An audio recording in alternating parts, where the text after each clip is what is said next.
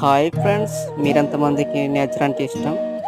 ఇక్కడ ఉన్న ప్లేస్ దగ్గర అయితే చాలా బాగుంటుందన్నమాట. మీకు మంచిగా చూపించాలనుకున్నా, కాకపోతే నా కెమెరా యాంగిల్ బాగా కదిలిపోయిందన్నమాట.